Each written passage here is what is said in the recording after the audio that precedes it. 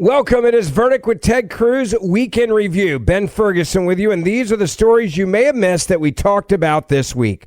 First up, Biden's Autopen dilemma, and the New York Times now exposing exactly what may have been done without the president's knowledge. And there's an official investigation. We'll dive into that. Also, firsthand account of the tragedy and an update of what's happening with the Texas floods. And finally, Stephen Colbear. Not only did he alienate half the country, but he destroyed a show that had been around for decades. Stephen Colbert has been canceled. It's the Weekend Review, and it starts right now. Finally, Senator, I want to move to another issue, and it has really exploded over the last 24 hours, and that is new information that we now have on Biden's use of the Autopen. It is a scandal that I don't think people understand just how big it is and what has now been admitted to when it comes to the Autopen usage and Joe Biden maybe not knowing it was being used at all. Well, so the New York Times on July 13th wrote a major story that says Biden says he made the clemency decisions that were recorded with Autopen. And you and I talked about it in an earlier podcast that the Department of Justice has an opinion that it issued a number of years ago, the Office of Legal Counsel, about whether you can use an Autopen for presidential signatures, whether that's a presidential signature on an executive order, a presidential signature on a law that is being signed into law, or a presidential signature on a pardon. And what the Department of Justice has concluded is that you can use an Autopen for any of those. But the test is the authority is the president's and the president's alone. So the president cannot delegate that authority to anyone else.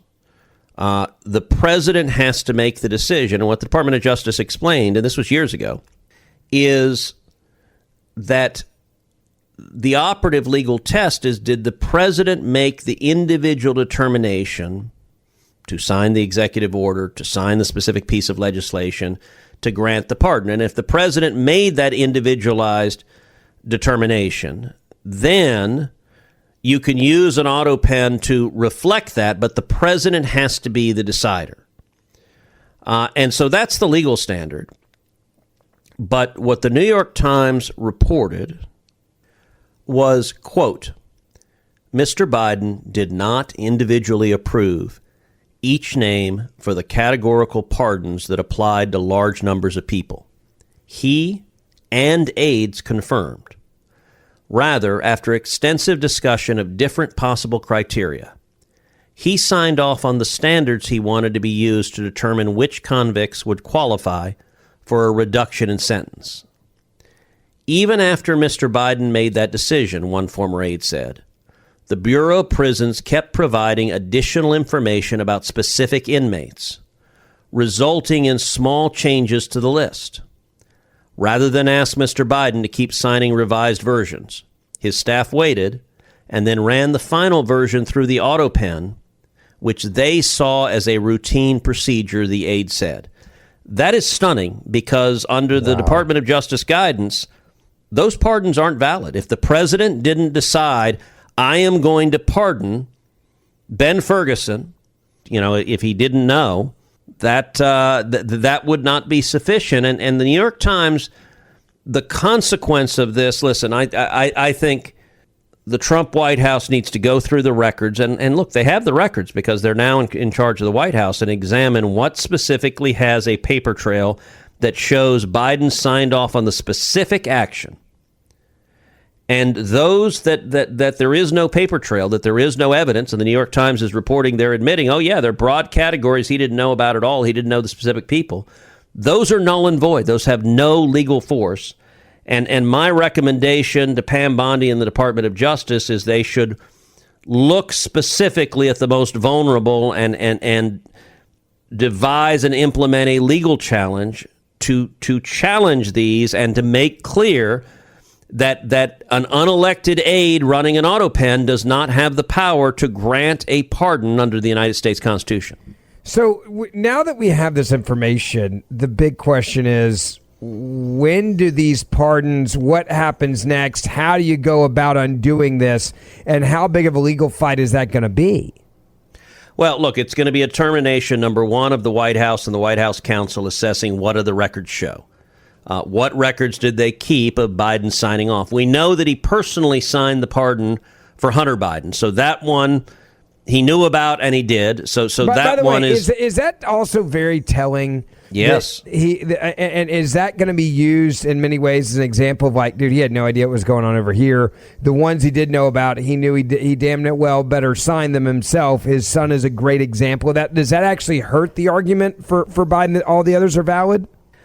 Potentially, although they are arguing that they discussed it with him and he approved. And so some of the high-profile ones, like you look at Anthony Fauci, who was pardoned, they're maintaining they discussed it with Biden, and Biden said he wanted to he wanted to pardon him. If that's true, if he made the decision and directed them to sign a pardon, then under the Department of Justice's OLC memorandum, that is valid.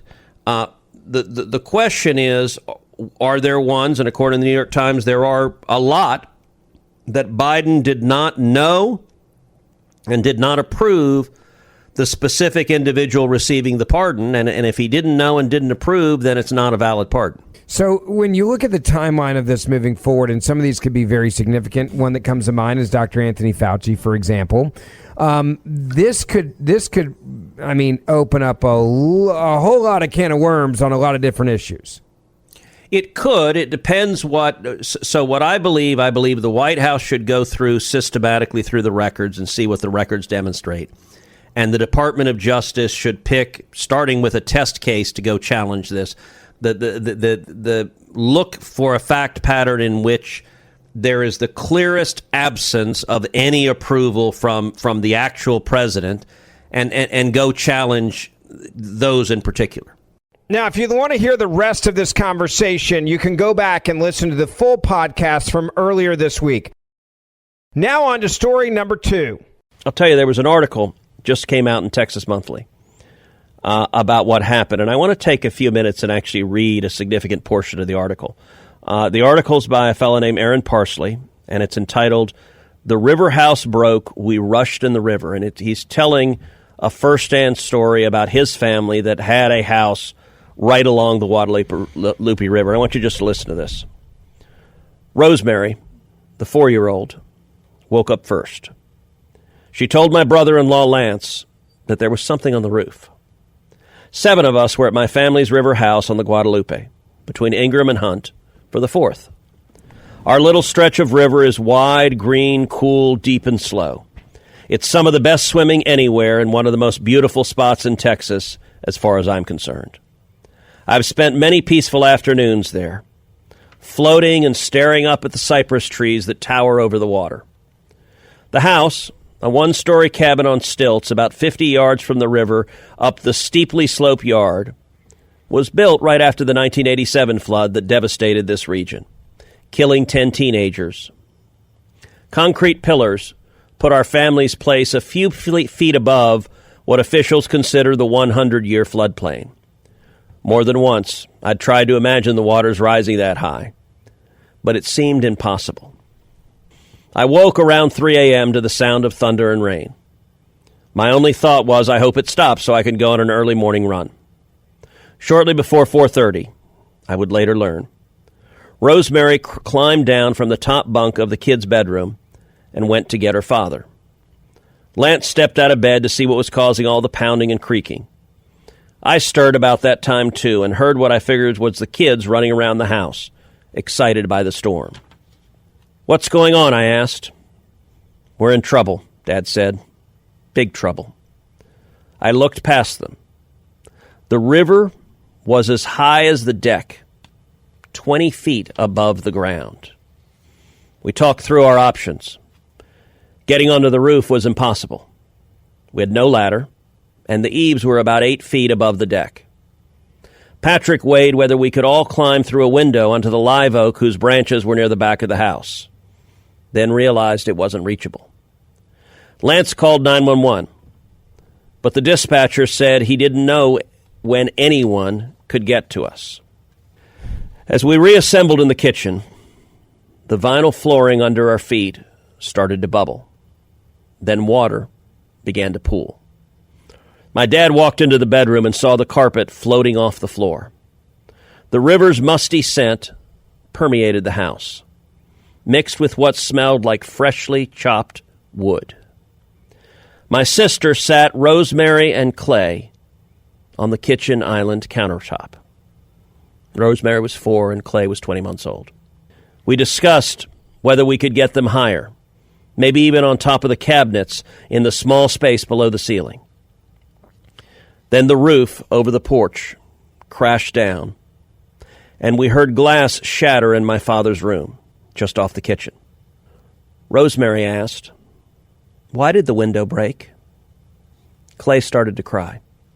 When the sliding glass doors opened and water poured in, Lance ran to it, shoved it closed, and held it shut.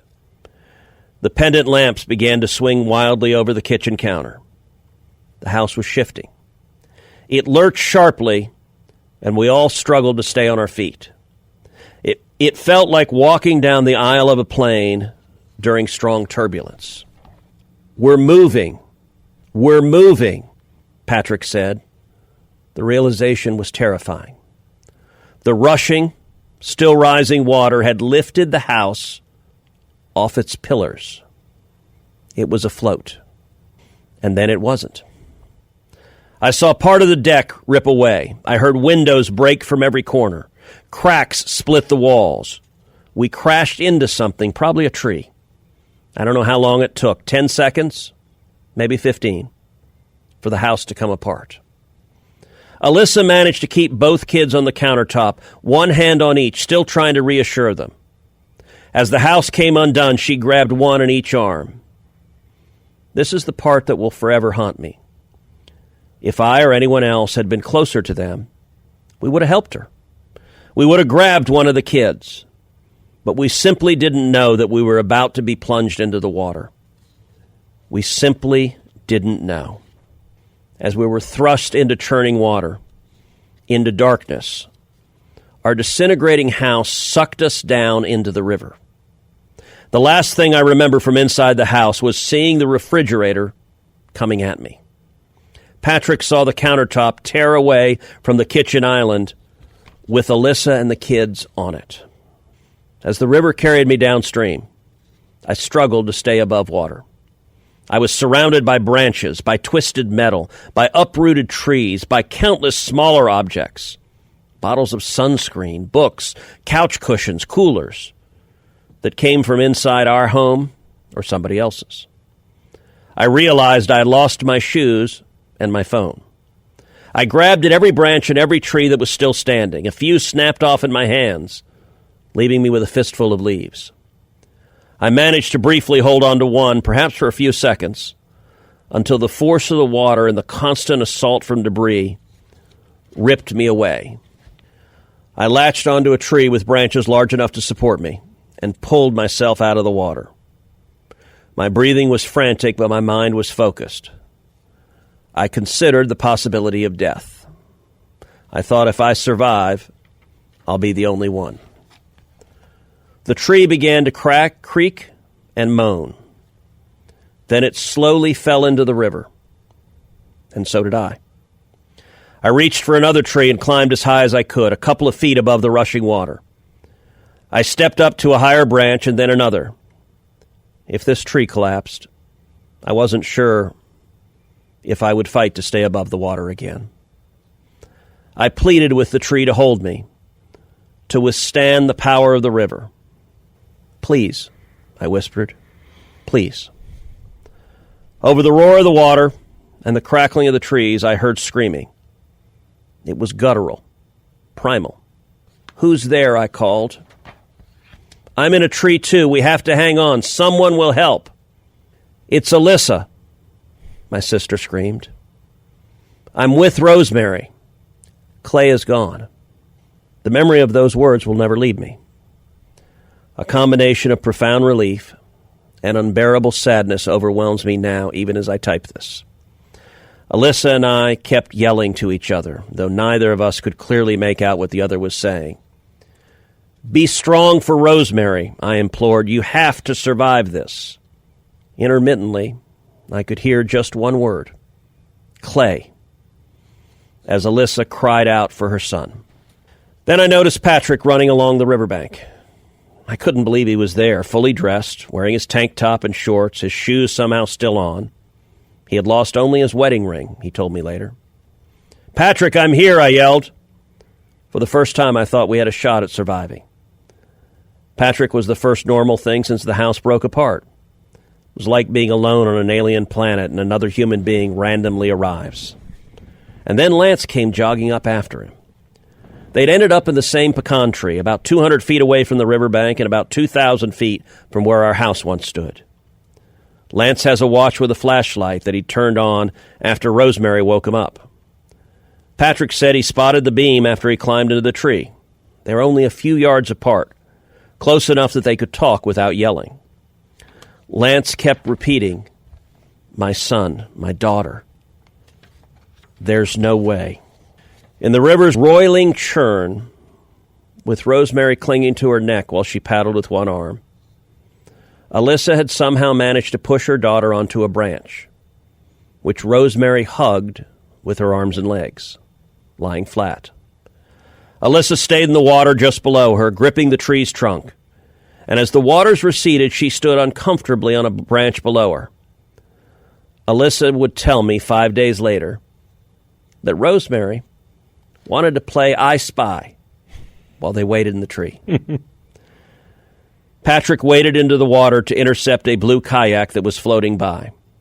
An older couple watching from a house on a nearby hill brought Lance and Patrick an inflatable inner tube, and they decided the tube was the better option to catch Rosemary. More control, softer landing. After that, Rosemary's rescue happened quickly. Patrick and Lance rigged the inner tube with a green garden hose they found and tied it around a down tree. Lance waded into the water, positioning the tube beneath his daughter. I stood downriver, ready to catch Rosemary if she missed the target and got caught in the stream. Alyssa urged us to hurry, saying she didn't think she could hold on to the tree much longer. She had to pry Rosemary's hands from the branch. Rosemary, terrified, started to cry.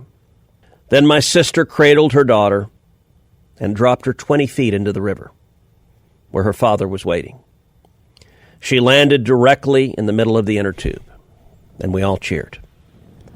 Lance carried his daughter to shore. My sister jumped into the water right after, and I grabbed her, put my arm around her, and together we walked to safety. Alyssa collapsed on the riverbank, crying out for Clay. Rosemary became calm when she reached dry land, but her face had a blue cast. We were all shivering. We told Rosemary how brave she'd been and that she was now safe and it was going to be okay. That's the reality of what it was like for so many down there. And it happened, that article describes it, I think, perfectly so quickly. I want you to take a look at this picture. This is Rosemary and Clay. Rosemary survived, Clay did not. This family, like so many Texas families, is rejoicing at the lives that were saved and is forever grieving at the lives that were lost. And this family, like so many Texas families, needs their friends, their loved ones, to hold them tight. They need God's blessing and mercy and grace. And I will tell you, everyone in Texas is standing with this family, is standing with all of the parents at Mystic, is standing with all the little girls who lost friends. Just today I was visiting with parents who one had two daughters at Mystic. One survived, one did not. They talked about the surviving daughter and the guilt and grief that every one of the survivors feels, survivor's guilt. Why did my friend, why did my sister die, and I didn't? And those girls, it's going to take a whole lot of love and a whole lot of time for them to walk through that grief. We'll do that. That's who Texans are, but these are hard times. As before, if you want to hear the rest of this conversation on this topic, you can go back and download the podcast from earlier this week to hear the entire thing. I want to get back to the big story, number 3 of the week you may have missed. Senator, there is just some news that shocked the left. I don't know how this could be true, but the Late Show has been destroyed by Stephen Colbert to the point where they're like, we're not even just firing you, we're just canceling the entire brand that has been a staple in American culture, an iconic show for decades. And now they're just like, yeah, we're done. I mean, it's amazing, right? You alienate half the country, you hate half the country, you mock half the country. No one could have seen this coming. Well, look, I got to say, what you and I talked about just a few minutes ago, I'm not tired of winning yet. Stephen Colbert is a vicious, dishonest, partisan leftist. He is utterly consumed with Trump derangement syndrome.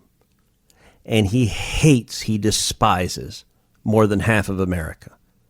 He thinks we're idiots. He thinks we're racist. He thinks we're morons. He is a condescending, arrogant jackass. Now, look, I say this with direct experience. I've been on Colbert's show. There used to be a time, listen, I love comedy. I love late night comedy. I grew up watching an SNL. I grew up watching Johnny Carson and Jay Leno and like really fun late night comedy. And by the way, if you got a sense of humor, you can laugh at both sides. I'm okay with late night comics making fun of Republicans, making fun of Democrats. Look, both sides are funny. There's lots of jokes to tell. There used to be a time, I've been in the Senate 13 years. When I got there, it was part of the job. I've done just about every late night show. I've done Jay Leno, I've done Colbert, I've done Jimmy Kimmel, I've done Jimmy Fallon. It was a fun part of the job. It's disappeared. None of the late night shows have Republicans on anymore. They don't invite anyone. In fact, it was really fitting. Stephen Colbert's show where he announced, I've been canceled, I'm pulled off the air. You know who his guest was? Adam Schiff. Because of course it was Adam Schiff. Because, and Colbert's the worst of them. He's a vicious, nasty. So I remember when I first did his show, you know, the hosts come by and they talk to you in the green room and they chat with you.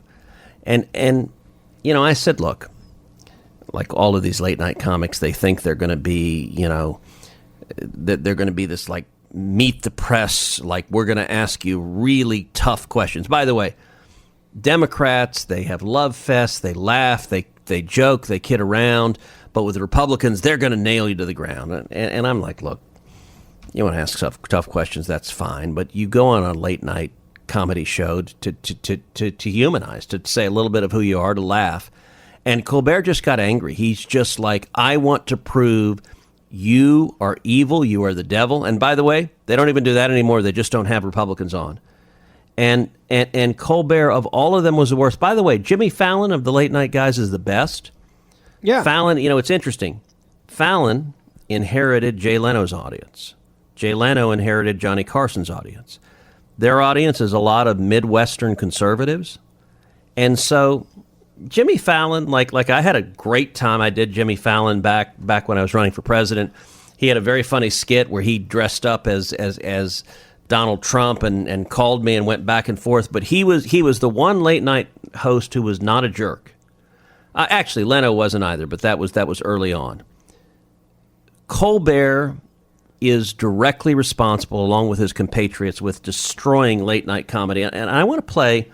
By the way, it's because it wasn't humor. It's not funny. It's just, I hate you, I hate you, I hate you is not funny.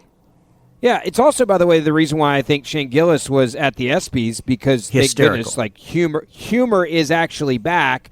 And Colbert turned his show into this like sanctimonious woke lecture every night, attacking half of America. Well, and let me prove it. I want to play just a selection of, you know, he became this like scold for you must get the COVID vaccine. And here are a couple of examples of this bizarre song he did. You're going to listen to it. I wish you could see the videos, because the videos have him dancing like a fruitcake nut, dressed as a human syringe. But just listen to it, because you can get a sense of just how sanctimonious he was. Give a listen.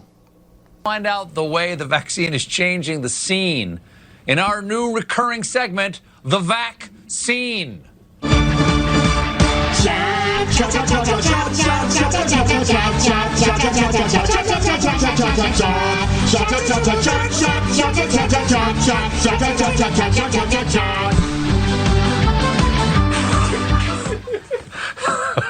Longer. Stall. Why the can, you ask? I asked that myself. The answer, public domain. It's the answer to most things, really. The vaccine. I'm allergic to the vaccine. Shot.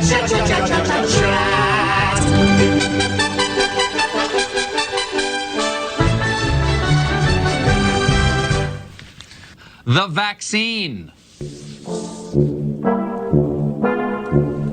We are the vaccine. Get your shot right now. In your arm, it won't hurt. Then go hug your mom. Get your shot. Hug your mom. Get your shot. Hug your mom. By the way, I just wonder, like, how many of those segments had vaccine commercials from pharmaceutical companies in there, and it's like, hey, I got you. I'll do a big thing. They put I am this Stephen out. Colbear, sponsored by Pfizer. Right, exactly. They put this thing out. It's 10 minutes and 49 seconds long. By the way, I say they. Literally, the video we just played from you was the, quote, vaccine, the box set, The Late Show with Stephen Colbert. They put this out themselves, and were that proud of it. No, they were proud of it, and it's vicious, it's nasty, and it's not funny. Like I'm fine with a comedy host that makes fun of everyone. That's one of my favorite movies, and we didn't include this when we did on July 4th our movie section. But one of my favorite movies was Team America: World Police. Did you ever see that, Ben? Oh yeah, great movie. Hysterical movie, and it's done. It's puppets and it makes fun of both sides. It makes fun of Republicans, but it makes fun of Democrats.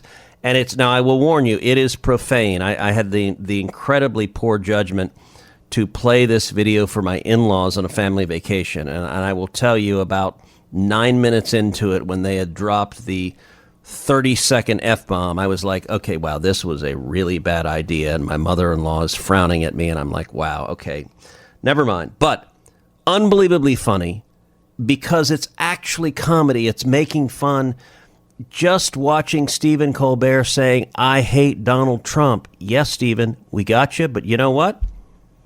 Stephen Colbert is now unemployed. He's been canceled, and he's been canceled because, oddly enough, Americans don't like to listen to someone screaming at them, I hate you, I hate you, I hate you, I'm smarter than you, I'm a left-wing elitist, I make millions of dollars, and I despise you. And so I got to say, in response to his musical medley, urging everyone, you must get the vaccine, I have a different musical medley that I want to say, not just to Stephen Colbert, but also to NPR and to PBS. Here's my musical response.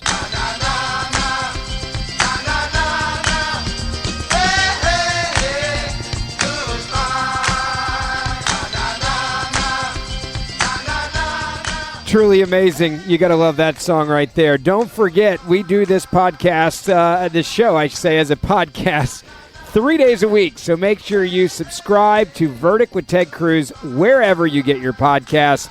Cassandra and I will see you back here wherever you are next weekend. And hopefully you'll hear us 3 days a week on the podcast. Have a great one.